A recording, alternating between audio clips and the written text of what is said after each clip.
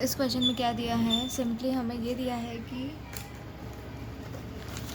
H limited जो है वो परचेज़ कर रहा है पीपी 100 कॉस्टिंग है, यूज़फुल लाइफ 10 ईयर्स। एंटिटी के पास कॉन्ट्रैक्ट है कि वो डी कमीशनिंग करेगी site restoration and estimated at 5 million to be incur at the end of 10th year, यानी कि ये आज से 10 साल बाद लगने वाली है। तो हम इसको पीवी करके लाएंगे प्रेजेंट पे, तो present value of decommissioning cost करेंगे एट द रेट ऑफ 8%। तो सबसे पहले फर्स्ट में तो बस हमें इतना ही पूछा है और कुछ भी चेंजेस नहीं है। तो फर्स्ट में हमें यही करना है कि हम पीवी करके लाएंगे। अब देखो हमें क्या दे रखा है, फ्यूचर वैल्यू दे रखी है।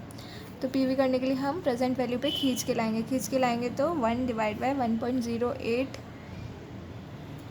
की पावर फॉर 10 ईयर्स। तो ऐसे करके हमारे पास 2.32 आ जाएगा। उसके बाद हम सिंपली हम डेप्रिसिएशन किस पे लगाएंगे, 100 प्लस प्रेजेंट वैल्यू ऑफ ये डी कमीशनिंग कॉस्ट।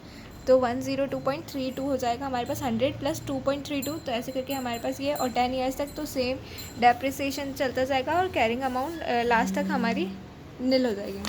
वैसे ही provision for decommissioning cost पर हम हर साल इसे वाइंडिंग करेंगे, 8% चार्ज करते जाएंगे और क्लोजिंग बैलेंस जो है हमारा एट द एंड ईयर तक इसका किस पे आ जाएगा, 5th ईयर तक। ठीक है, फर्स्ट वाले केस में तो इतना ही था। उसके बाद सेकंड वाले केस में क्या, at the end of 4th year पे the entity expect that the estimated cash outflow on account of decommissioning and site restoration to be incurred at the end of useful life. जो हमें 10th year पर 5 million मिलने वाली थी, अब वो 10 million हो जाएगी। तो देखो इसको कैसे करोगे, जैसे आपने पहले किया था वैसे ही करना है।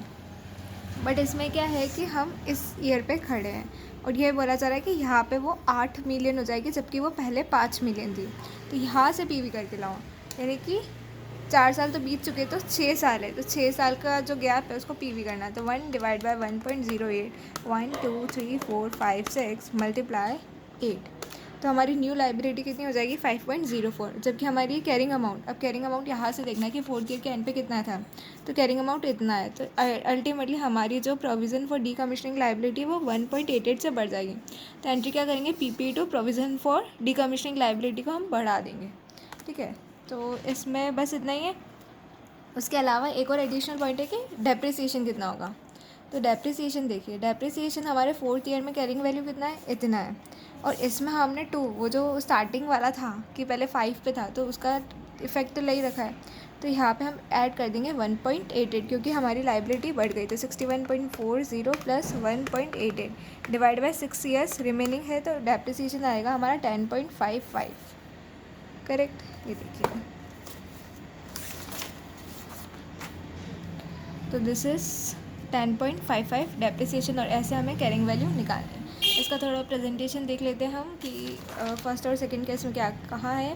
The present value of such a decommissioning and site restoration obligation at the end of the 10th year is this, and H limited will recognise the present value of decommissioning liability and in addition to cost of PPA will recognise the corresponding decommissioning liability. Further, the entity will recognize the unwinding of discount as a finance charge.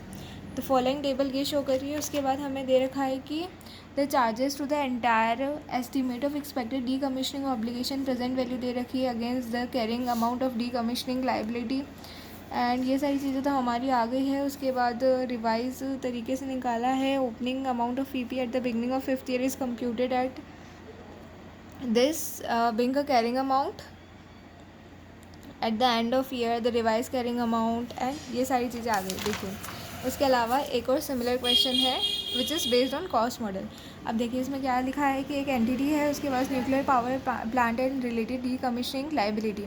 Nuclear power plant start कर रहा है operating 1 April से, and plant की useful life कितनी है, 40 years, और initial cost कितनी है, 1,20,000, and which included an amount for decommissioning cost कितनी है, 10,000, and which represented 7,400 in estimated cash flow payable in 40 years. अब देखिए हमें ये दे रखा है कि इनिशियल कॉस्ट इतनी है, विच इंक्लूडेड, इनिशियल कॉस्ट में हमें प्रेजेंट वैल्यू जो डी कमीशनिंग कॉस्ट है वो 10,000 है और वो इंक्लूड करके दे रखी है, एंड विच इज़ इंक्लूडेड, तो हमें भी इंक्लूडेड ही चाहिए, विच रिप्रेजेंटेड जो कि 40 ईयर्स 10,000 की जो present value of decommissioning cost है वो 40 साल बाद कितनी हो जाएगी, 70,400 हो जाएगी in the estimated cash flow in 40 years, and risk adjusted discount rate कितना है, 5%। एंटिटी का फाइनेंशियल ईयर एंड हो रहा है ऑन मार्च इतने पे, the net present value of decommissioning liability जो है वो डिक्रीज़ हो रही है। वो क्या हो रही है, डिक्रीज़ हो रही है, यानी कि हमें 1 अप्रैल 2001 से 31 मार्च 2011 पे जाना है और उसके बाद हमें देखना है कि उसका जो हमारी present value of decommissioning liability है उसकी फ्यूचर में इस टाइम पे क्या वैल्यू है, और जितनी भी वैल्यू है वो डिक्रीज़ हो रही है इतने से, तो हमें इसका अल्टीमेटली अकाउंट बताना है। तो इसमें हमें क्या करना है, इसमें हमें प्रेजेंट वैल्यू दे रखी है, फ्यूचर वैल्यू बतानी है। अब प्रेजेंट वैल्यू दे रखी है, फ्यूचर वैल्यू कैसे बता सकते हैं, आफ्टर हाउ मेनी ईयर्स, 10 साल बाद, बिकॉज 1 अप्रैल 2001 से 11, तो 1 से 2, 2 से 3, 3 से 4, 4 से 5, 5 से 6, 6 से 7, 7 से 8, 8 से 9, 9 से 10, 10 से 11, 10 साल बाद हमें बताना है।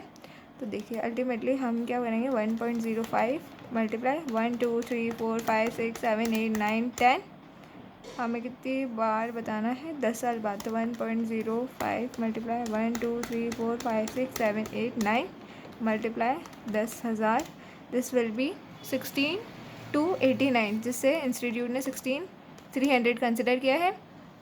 आज की डेट में हमारे पास लाइबिलिटी कितनी है, 16,300, बट वो चाहता है इसे रिड्यूस करना 8,000 से। तो हमारा आज की डेट में प्रोविज़न फॉर डीकमीशनिंग लाइबिलिटी कितनी हो जाएगी, 8,300 ये हो जाएगी। बट एक बार हम जर्नल एंट्री किससे करेंगे, रिड्यूस करना है, क्योंकि इसमें बोला था। तो provision for decommissioning liability to PP reduce करेंगे तो ये एंट्री हो जाएगी, अगर इंक्रीज़ करनी होती तो रिवर्स हो जाती।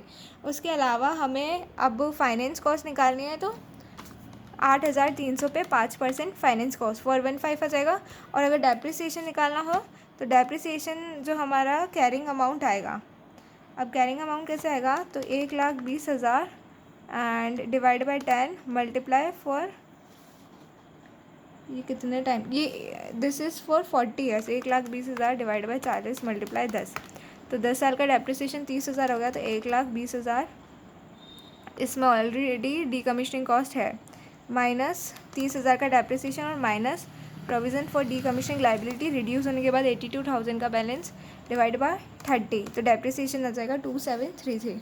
तो देखिए डेप्रिसिएशन 2,733 आ गया, फाइनेंस कॉस्ट इतना आ गया हमारा, और जो एंट्री थी provision for decommissioning to asset ये भी आ जाता है।